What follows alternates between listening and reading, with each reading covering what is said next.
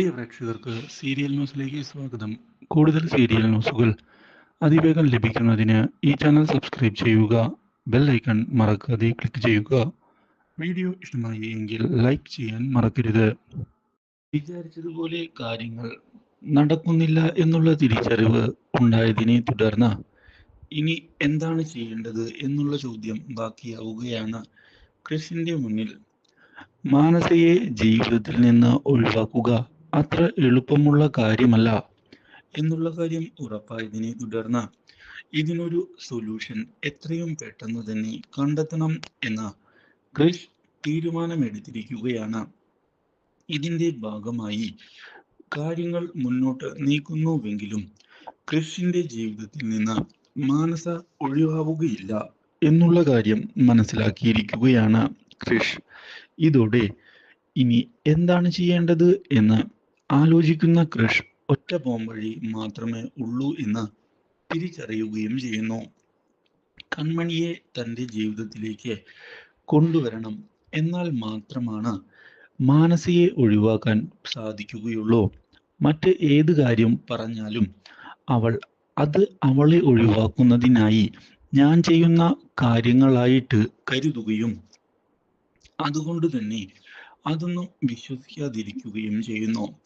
പക്ഷേ കൺമണിയെ ഉപയോഗിച്ചുകൊണ്ട് ഈ നീക്കങ്ങൾ നടത്തുകയാണ് എങ്കിൽ അത് വിശ്വസനീയം ആകുമെന്നും അതുകൊണ്ട് തന്നെ കൺമണിയെ കൺവിൻസ് ചെയ്യുകയാണ് ആദ്യം വേണ്ടത് എന്ന് തീരുമാനിക്കുകയും ചെയ്യുന്നു. ഇതിന്റെ ഭാഗമായി കാര്യങ്ങൾ മുന്നോട്ട് കൊണ്ടുപോകാനുള്ള തീരുമാനം എടുത്തിരിക്കുകയാണ് ക്രിഷ് ചെയ്യുന്നത്. ഇതേ തുടർന്നാണ് ക്രിഷ് കൺമണിയെ ചെന്ന് കാണുന്നത്. കൺമണിയോട് ഞാൻ വളരെ പ്രധാനപ്പെട്ട ഒരു കാര്യമാണ് കൺമണിയോട് പറയാൻ ഉദ്ദേശിക്കുന്നത് എന്ന് വ്യക്തമാക്കുകയാണ് ക്രിഷ്. ഇതോടെ എന്താണ് ക്രിഷിന് പറയാനുള്ളത് എന്ന് ചോദിച്ചതിനെ തുടർന്ന് കൺമണിയെ പരിചയപ്പെട്ട നാൾ മുതൽ തനിക്ക് കൺമണി മറ്റു പെൺകുട്ടികളെ പോലെ അല്ല എന്ന് തോന്നിയിട്ടുണ്ട്. നീ വളരെ സ്പെഷ്യലാണ്. അത് എനിക്ക് തോന്നിയ ഒരു ഫീലിംഗ് ആണ്.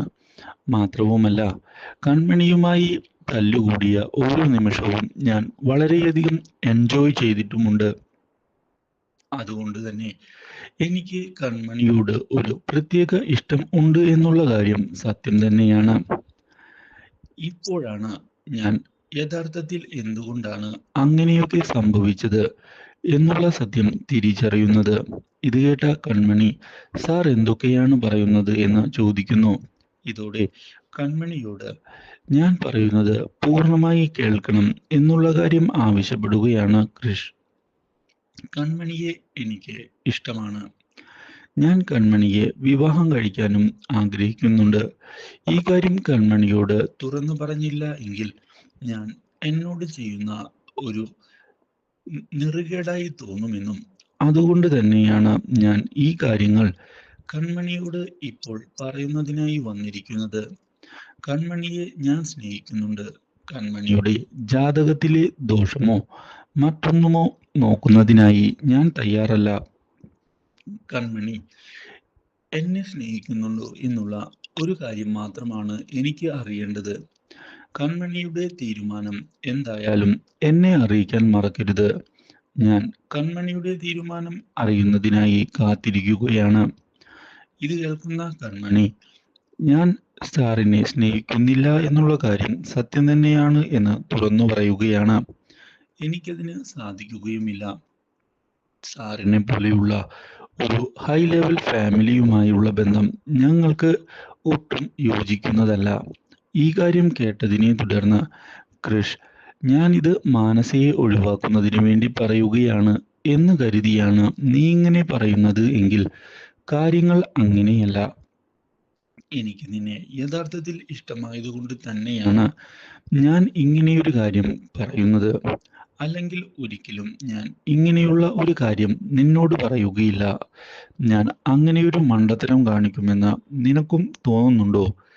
ഈ കാര്യം കേട്ടതിനെ തുടർന്ന് കൺമണി എന്താണ് പറയേണ്ടത് എന്നറിയാതെ ആകെ പകച്ചു പോകുന്നു. ഇതേ തുടർന്ന് കൺമണിയോട് നീയൊന്ന് ആലോചിച്ചിട്ട് വേണം ഈ കാര്യത്തിൽ ഒരു തീരുമാനം എടുക്കാനെന്ന് പറയുകയും ആ ഒരു തീരുമാനം എന്നോട് തന്നെ അറിയിക്കണമെന്ന് വ്യക്തമാക്കുകയും ചെയ്യുന്നു. ഇത് കേൾക്കുന്ന കൺമണി, ഞാൻ എന്തൊക്കെ ആലോചിച്ചാലും എൻ്റെ ഉത്തരം ഒന്ന് തന്നെയായിരിക്കും. ഈ വിവാഹം ഈ വിവാഹം മുന്നോട്ട് കൊണ്ടുപോകാനോ സാറിനെ ഇഷ്ടപ്പെടാനോ എനിക്ക് സാധിക്കുകയില്ല. അത് അങ്ങനെയാണ് സാർ. സാറിന് അതിനുള്ളിലെ കാരണം പറഞ്ഞാലൊന്നും മനസ്സിലാവില്ല. എന്തായാലും സാറിന്റെ സ്നേഹമൊന്നും ലഭിക്കുന്നതിനുള്ള അർഹത എനിക്കില്ല എന്ന് തന്നെയാണ് ഞാൻ കരുതുന്നത്. അതുകൊണ്ട് സാർ ഇപ്പോൾ പറഞ്ഞ കാര്യം മറന്നു കളയുന്നതാണ് നല്ലത്. അത് എനിക്ക് മാത്രമല്ല സാറിന്റെ ജീവിതത്തിലും ഉപകാരപ്പെടും. സാർ മറ്റെന്തെങ്കിലും പറയാനുണ്ട് എങ്കിൽ എന്നോട് ഇപ്പോൾ പറയാം. ഇല്ലെങ്കിൽ ഞാൻ പോവുകയാണ് എന്ന് പറഞ്ഞ് പോകാനൊരുങ്ങുകയാണ് കൺമണി. അപ്രതീക്ഷിതമായ ഈ തിരിച്ചടി ക്രിഷിന്റെ പ്രതീക്ഷകൾക്ക് തിരിച്ചടിയായതിനെ തുടർന്ന് ഇനി എന്താണ് ചെയ്യേണ്ടത് എന്ന് ആലോചിക്കുകയാണ് ക്രിഷ്. ഇതേ തുടർന്ന് മഹിയെ ചെന്ന് കാണുന്ന ക്രിഷ്, ഞാൻ കാര്യങ്ങളെല്ലാം ഇന്ന് അവളോട് തുറന്നു പറഞ്ഞിരുന്നു. അവളെ ഇഷ്ടമാണ് എന്ന് ഞാൻ പറഞ്ഞപ്പോൾ അവൾ എന്നോട് ഇഷ്ടമല്ല എന്ന് അപ്പോൾ തന്നെ തുറന്നു പറഞ്ഞടാ. ക്രിഷിനോട് ആദ്യമായാണ് ഒരു പെൺകുട്ടി നോ പറയുന്നത്. ഇതുവരെയുള്ള ഒരു പെൺകുട്ടിയും ഇങ്ങനെ നോ പറയാനുള്ള ധൈര്യം പോലും എന്നോട് കാണിച്ചിട്ടില്ല. കൺമണിയുടെ കാര്യമാണ് എങ്കിൽ അവൾ വെറും ഒരു ജോലിക്കാരി മാത്രമാണ് എൻ്റെ. എന്നിട്ട് വരെ എൻ്റെ വാക്കു കേൾക്കുന്നതിൽ നിന്ന് അവൾ പിന്മാറി. അതുകൊണ്ട് തന്നെ അവൾ എന്തൊക്കെയോ സ്പെഷ്യൽ തന്നെയാണ് എന്ന് എനിക്ക് തോന്നുന്നുണ്ട് എന്ന് മഹിയോട് പറയുകയും ചെയ്യുന്നു. ഇതോടെ മഹി, നീ കൺമണിയുടെ കാര്യത്തിൽ ശരിക്കും ആലോചിച്ച് തന്നെയാണോ തീരുമാനമെടുക്കുന്നത്? അതോ മാനസയുടെ കാര്യത്തിൽ ഒരു തീരുമാനം ഉണ്ടാക്കുന്നതിന് വേണ്ടിയുള്ള തന്ത്രമാണോ?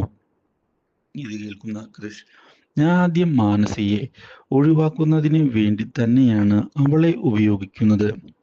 പക്ഷേ ഇപ്പോൾ എന്തോ ആ കാര്യത്തിൽ ഒരു മാറ്റം സംഭവിച്ചിരിക്കുന്നു. അത് എന്തുകൊണ്ടാണ് എന്നൊന്നും എനിക്ക് പറയാൻ സാധിക്കുകയില്ല. പക്ഷേ ഞാൻ അവളെ ഇഷ്ടപ്പെട്ടു തുടങ്ങിയിരിക്കുന്നു. ഇനി എന്തായാലും കാര്യങ്ങൾ വരുന്നത് പോലെ വരട്ടെ എന്ന് പറയുകയും ചെയ്തിരിക്കുകയാണ് ക്രിഷ്.